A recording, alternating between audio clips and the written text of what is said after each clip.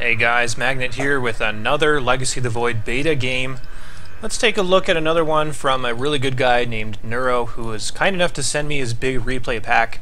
Check out his stream, which I'm going to link down there in a description and in the annotation. So check it out, pop over there, say hi when he's streaming, and tell him I sent you over. His opponent's going to be Gretorp, who is a pretty well-known caster, kind of a little bit back in the day when NASL was still together, still doing content. He's still around playing games a lot, still streaming as well, so say hi to him as well for me.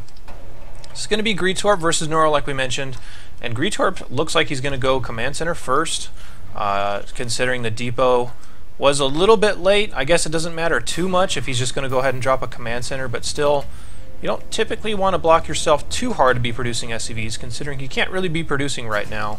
So just a tad late, maybe some alt-tab action right there, not too big of a deal in these type of games, especially since everyone's still learning.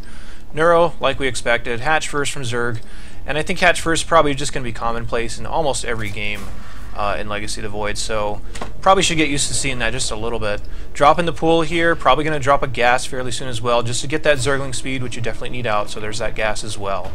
Terran, on the meantime, grabbing the refinery, grabbing the barracks here, just going for a fairly normal follow-up after that. Nothing super old school like 2 barracks or anything like that, considering these command center builds are basically more safe than they've ever been. Let's talk about this map a little bit though. This is a 4-player spawn map, and the distance between these two, if they spawn at close positions, is actually really close. So the Zerg will probably take this base, the Terran will probably take this base, but still the difference between these two in terms of map size is actually not very far at all, as Gretorp could be right up in his face, get some decent siege positions here, maybe with tanks or widow mines or whatever he decides to use throughout the course of the game, which could present a lot of problems, but these maps are definitely pretty weird. This map, if I have to say, really does just look like a Blizzard map, as it's kind of bare bones, it kind of just conveys a really generic idea. Nothing too dressed up, say like Overgrowth, which is definitely made by third parties, but anyway, some random observations for you guys.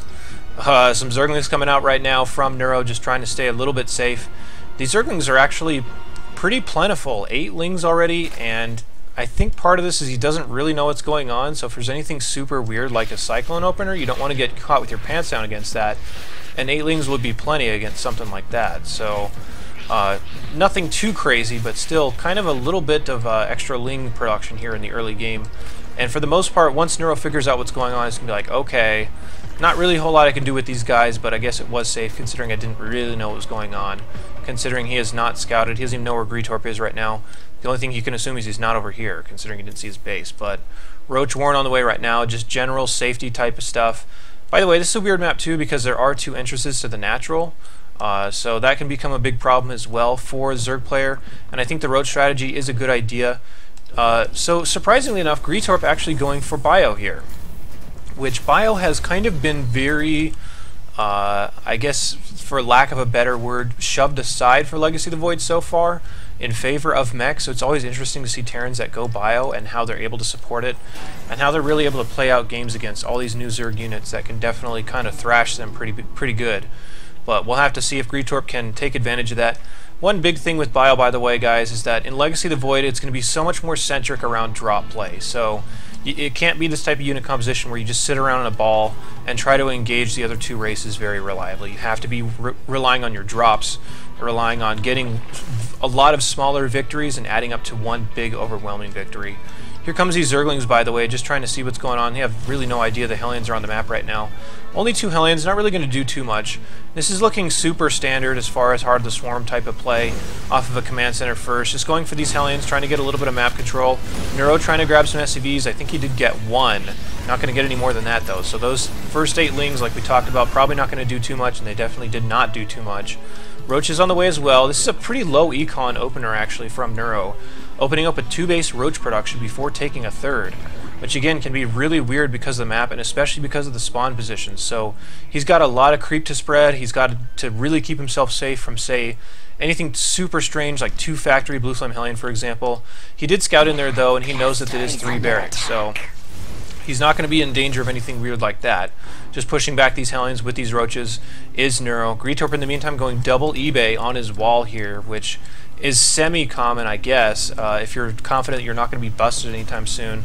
This is a lot of roaches for this time in the game, though, so Gretorp, notice his Hellion movements a little bit, maybe trying to draw the roaches away, make them waste a little bit of time if this was going to be an all-in. But again, I don't think Neuro would be chasing that hard if this was going to be an all-in. Of course, we can see in the game that it's not going to be that.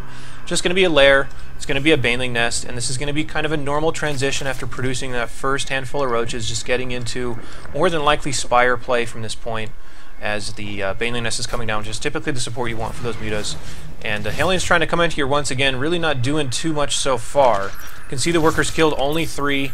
Definitely not going to be too economical of an advantage for either player right now. Some Zerglings on the way, 1-1 upgrades on the way from Neuro as well. So this is all looking really normal, standard Spire play from the past. So we're effectively seeing Heart of the Swarm style play, with the exception of these tanks, in Legacy of the Void right now. And we're going to have to really see when the game changes in the late game, when people start to get higher level tech going on.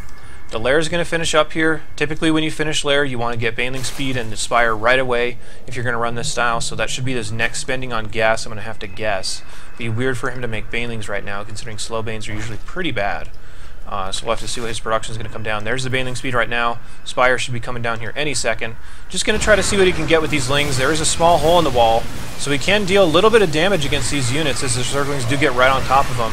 But still not trading too favorably. I mean, most of the time these are lings. They don't really matter too much unless you just throw away a ton of them. So we got okay trades there, nothing game-breaking. Gretorp able to hold that off, of course, with the tanks, with the good positioning here to minimize surface area. Marauders tanking a lot of damage as well. But this is all looking really normal. The Roaches trying to come up here, possibly very foolishly. They were on a weird rally, so they were trying to stop this command center from coming down, and they definitely did not do any of that. So they just get killed for no reason. Just kind of on a misrally a little bit. He does at least delay the command center, so that's a little bit of a win here for Zerg. And like we were talking about, Spire coming up behind this as well. So we're going to see a decent clutch of mutas, a decent clutch of banelings, just to hold off these first couple attacks from the Terran as they typically start to get out on the map once they get their first 2 medevacs. Gretorp, a lot more interested in just securing a third base right now rather than being too aggressive about getting on the map. Can't really fault him too much because his supply is up at the time being. He got a decent build order opener with the command center first versus the super non-economic 2-base roach opener from the Zerg, which of course, like we talked about, very justified based on the shape of this map, which I have to say is probably pretty bad for Zerg. So Terran getting on the map here with a lot of Marauders, so these banelings are probably not going to do too much considering there's only a handful of Marines in this army, only 10 versus the 8 Marauders, so that's a lot of Marauders for this type of ratio. So banelings are about to finish as we can see them morphing down here on the side, trying to prevent him from just walking into the main. He's going to cancel these upgrades and kill these Evo chambers, so that's a pretty good pickoff here for Gretorp. He could actually just lift up and go home and feel pretty good about this. Losing a decent number of units there, so still kind of paying his way through that, but still delaying the upgrades and getting this far ahead on his own upgrades are going to be a pretty big deal. Some mutas coming down right now, Burrow coming down, so that's kind of cool. Hopefully we'll see some burrowed baneling shenanigans. And nothing too crazy is happening with these banelings as far as being able to move while burrowed like they talked about at the beginning of the Heart of the Swarm beta. So I guess all you Terrans out there, be thankful for stuff like that. But definitely burrowed banelings is still a very strong strategy if you can get them in the right spots. But the problem is that this map shape is still very awkward, so getting those detonations is going to be pretty difficult. So we'll have to see what happens here. Just checking to see if there was anything weird down here. It's just an Overlord kind of AFKing. Yuta is going to clean up this drop here. As you can see, he did just re-unload those 2 medevacs that were full of units. They get destroyed for very little gains, and because of that, Neuro's able to take a decent supply advantage compared to where he was before, swinging it around by about 20 to 25. So nice little pickup there. Always want to see where you can get stuff going. There's one random Cyclone in this army, and actually they're starting to get mixed in fairly heavily. So this is going to be Bio plus Cyclone. This is where the game starts to diverge from Heart of the Swarm, at least in terms of this one. So nothing too crazy coming down here, looking fairly normal as it is just Heart of the Swarm style and Legacy of the Void kind of being splashed in. Here's up comes the attack here, full surround on the Lings, but these are almost 2-2 units here from the Bio, not quite, so the Zerg's going to go ahead and clean this up fairly economically, not losing too much, especially preserving a lot of the banelings and letting the Zerglings do all the work. That's typically the type of trades that you want if you're running against Bio in this matchup under normal circumstances, so definitely getting a pretty good engagement there. Infestation Pit coming down now. This could be for 3-3, could be for things like Ultras, as we've seen they're very strong against Bio. And Gretorp may be expecting this, hence the addition of the Cyclones for right now. Other than that, I don't know if the Cyclones are all that cost efficient against these big Zergling style of armies. Typically probably want to mix in more mines or more tanks and stuff like that. But here come the mines now, just as I say that, and he actually cancels it and switches into a tank. So it looks like Gretorp trying to feel out his unit composition for what the Zerg is going for. Maybe even this feels a little bit foreign against such a standard Heart of the Swarm style from the Zerg. And the Command Center's trying to land here, and there's a burrowed Zergling underneath. As soon as that skin comes down, yeah, he's dead. And the base gets landed. More importantly, if this is a planetary, this will give Terran a nice little outpost against the Zerg as he is able to expand closer and closer to the Zerg. Probably needs to transform that as soon as he can, so we should see that come down here in just a second. There's the hive for the Zerg, by the way, as he is trying to crash in on these rocks. Not really going to do too much, as the army should be able to recover here from Gretorp, just heading over as fast as he can. Mutalisks trying to focus down whatever they can, but the rocks are still going to remain intact, so for the most part, really just moving the army is what Neuro is doing. He could actually try to just turn these Banelings and dive on the army, as it looks like that is what he's going to do. As the Zerglings are trying to get a lot done here as well. They do pick off some free tanks. That's one really frustrating thing about mixing tanks into this type of composition, is that if they're ever caught by themselves, they are definitely bait and they will die almost instantly. So some scans coming down here for Gretorp, just trying to clear the creep. Really nice creep spread, by the way, as it is down over toward the middle of the map. Gretorp's just trying his best to move in here. No Widow Mines and no tanks right now, though, so these Zerglings are probably going to be pretty strong, even though the Terran's going to be at 3-3 fairly soon. Neuro definitely needs to get on top of those upgrades, and he should be able to start them right now, as the hive did just finish. And there they go immediately. So 3-3 on the way for Neuro, 3-3 almost done for Gretorp, or you could say a little bit past halfway. So he'll have a tiny window where he's ahead, and like we expected, down comes the Ultralisk Cavern. That should definitely bolster his army in the late game quite a bit. This random Overlord's definitely in some strange spots here out here on the map. Not really sure what to make of that, but I guess just for scouting for drops and hidden command centers and all kinds of weird stuff like that. Probably a good idea to mix those in. Here comes another attack here from the Zerg, just moving up here, trying to get the best thing they possibly can. Again, a lot of Zerglings in this army, but the one tank, and even the one behind it, supporting quite well. You can see just a couple of tanks, if they're surrounded properly and they're supported properly, they really mow through these heavy Zergling compositions. So we're going to have to see how this all starts to match up once the Ultralisks start to hit the field as well. As we talked about that a little bit, how the Ultralisks seem really strong against Bio, and it's really all about the support that you can get on the map for the Ultras. Terran's starting to commit up here just a little bit, trying to bait the Zerglings back into these tank shots. And the Terran's effectively, established his fourth base pretty safely. Needs to get this second geyser running if he wants to spend the rest of his gas, which looks like he's actually okay. But building army are on the way here for Terran, not an upgrade you see every day. Chitinous plating and crackling upgrades on the way for the Zerg. So this is definitely going to be a long-term Ultralisk style of play. And surprise, here's a drop in your base, as we actually just weren't even paying attention to it. It just shows up, and it's like, by the way, there's a drop here. It just dies right away, does basically nothing, so Neuro able to clean that up pretty easily. But that gives Gretorp a decent availability to go ahead and move forward and scan. Needs to be careful of these Banelings here, actually not taking too bad of hits. Most of the times those will turn out to be economical if you could pick up most of your units in your medevac and maybe leave behind 1 or 2 Marines so that they waste the gas on the Banelings on just 1 Marine. Out come the Ultras, and this is getting a little bit scary here from the Zerg perspective, because the Terran's army is starting to look more and more formidable as time goes on. You definitely want those Ultras out to be ready for the big attack. By the way, it's going to be all these tanks are actually loaded into medevacs, so this is definitely what we're expecting to see a little bit more. And something we haven't seen quite yet is the advance forward with siege tanks with these medevacs. Makes them really easy to advance your position. But the Ultras are out now, so we're probably going to see some pretty crazy battles here in just a second. Marines trying to focus down these Ultras, and lol, don't you guys know you're only dealing 1 point of damage for every shot, at least when the armor upgrades all finish up here. So the Marines not really doing too much, kind of just tickling those Ultras to death the best they can, but nothing happening so far. This is turning into a really long and massive standoff. You'd almost like to see the Terrans start to abuse those rocks a little bit and get some good tank positioning, but they haven't so far. Ultralisk coming up here as well, going to try to get the best possible hits they can. This is one advantage of Bios, that they're still pretty mobile, but you can see the Ultralisk are starting to kind of tear through this army. I'm actually surprised he did pull back. Maybe trying to respond to a drop here and has some weird hotkeys going on. The Mutas are going to get shredded by this. He needs to really be careful as he loses basically every single Mutalisk. Starting to refill here just a little bit on Mutas, but this drop is going to get a little bit out of control.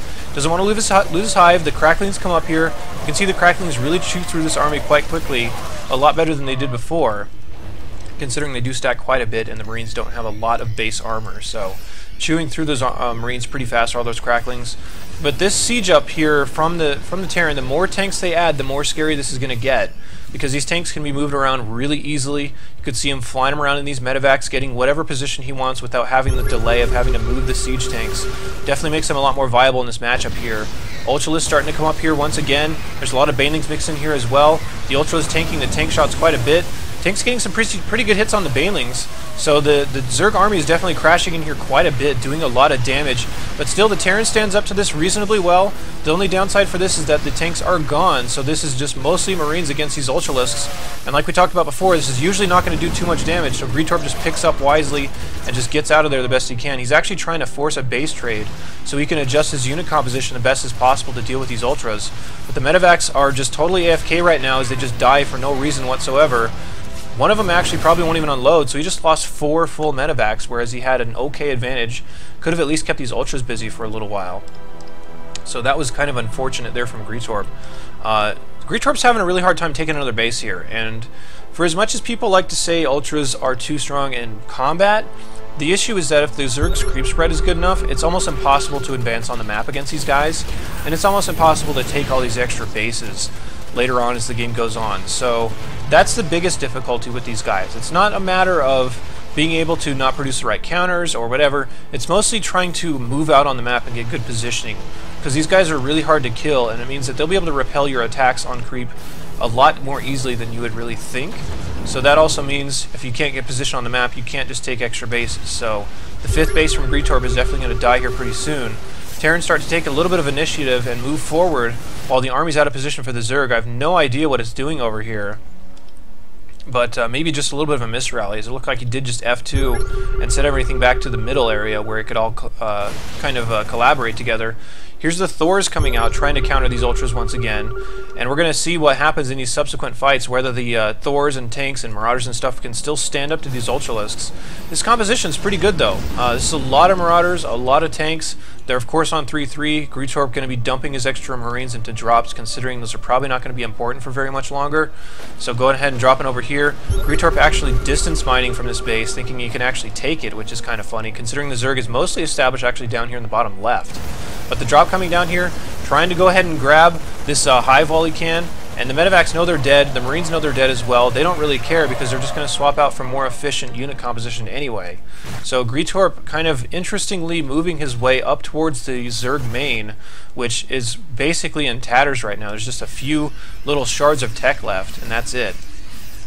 The interesting thing as well is that Neuro is starting to add on a lot of corruptors, which if he transforms this into a Greater Spire, that'll be a big problem for the Terran, considering they don't have a lot of potential production for things like Vikings and whatnot. As you can see, only has 1 starport, and a lot of the factories were added on here for Thors and stuff, but Thors are awful against the Broodlords in this amount of numbers. So adding a command center here, Gretorp just kind of fortifying himself on this part of the map, saying that this is all I can do for mining right now, so I have to protect this for all it's worth.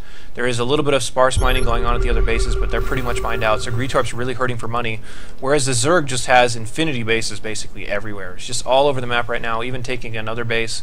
You could even add another right here if you wanted to at any point. Here's an attack coming up right now as the Zerg does just start to posture in. The Ultras and Zerglings and everything all really piling in here quite well. So you can see there's so much stuff going on, my computer's actually having a little bit of a hard time handling this, so I apologize if the frame rate is dropping. But the Ultra is starting to come through here, and some Fungals coming down. Ultra is still kind of crashing on top of this army.